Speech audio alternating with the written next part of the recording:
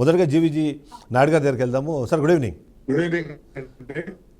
ప్రభుత్వంలోకి రాకముందు అంటే అధికారంలోకి రాకముందు నుంచి మీరు కొన్ని ఆరోపణలు చేస్తూ వచ్చారు. ఆరోపణలకి ఆధారాలు వెతికి ఇప్పుడు కేసులకో లేకపోతే కంప్లైంట్స్కో వెళ్తున్న పరిస్థితి కనిపిస్తుంది అన్నది చాలామంది విశ్లేషిస్తున్నారు.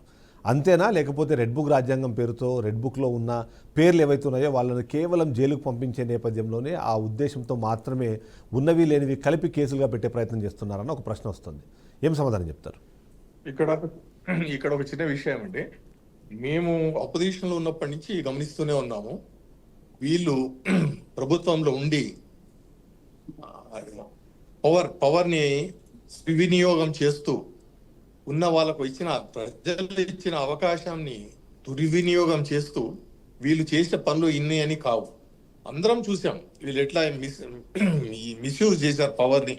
వీళ్ళకు పవర్ పబ్లిక్ వీళ్ళని గెలిపించి వీళ్ళని గవర్నమెంట్ లో పెట్టిన తర్వాత వీళ్ళు ప్రతి డిపార్ట్మెంట్ లో వీళ్ళు ఇష్టం వచ్చినట్టు వీళ్ళ సొంత రాజ్యాంగం నడిపించుకుంటూ కరప్షన్ స్కై లెవెల్లో చేరింది.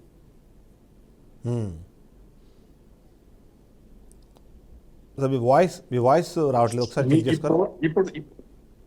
ఇప్పుడు మనకి ఒక అవకాశం వచ్చింది టు సెట్ థింగ్స్ రైట్. ఏదైతే తప్పులు జరిగాయో అవన్నింటినీ కూడా విచారణ చేస్తూ ఏ తప్పులేది జరిగాయో మనం ఆరోపించామో అదే నిజాలు బయటికి తెచ్చి ప్రజల ముందు పెట్టే ఆ మినిమం కర్టిసీ మనకుంది, ఆ బాధ్యత మనకుంది. తెలుగుదేశం పార్టీ వాళ్ళ ఆంధ్రప్రదేశ్ లో గెలిచిన తర్వాత గత ప్రభుత్వం చేసిన తప్పులన్నీ కూడా బయటికి పెట్టి మళ్ళీ ఫ్యూచర్ లో ఇలాంటి తప్పులు చేయకుండా చర్యలు తీసుకునే బాధ్యత మనలో ఉంది.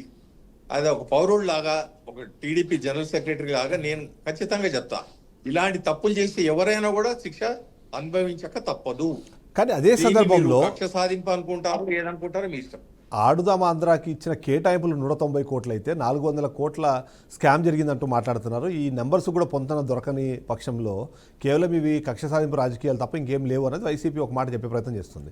ఏమంటారు మీరు? చూడండి, ఇప్పుడు గవర్నమెంట్ ఎవరైతే గవర్నమెంట్ ఉన్నారో అప్పుడు వాళ్ళు చెప్పిన ఫిగర్సే మనం తీసుకుంటాం, ఓ నిజమే ఇదేమో అని. కానీ తర్వాత మన గవర్నమెంట్ వచ్చిన తర్వాత పరిశీలించి చూస్తే నిజాలన్నీ బయటపడతాయి. మరి నిజాలు బయటపడ్డప్పుడు మనం 190 crores గురించే మాట్లాడాలి, మొత్తం జరిగిన తప్పుల గురించి మాట్లాడాలా? అది ప్రజలే నిర్ణయించాల్సిన విషయం అది.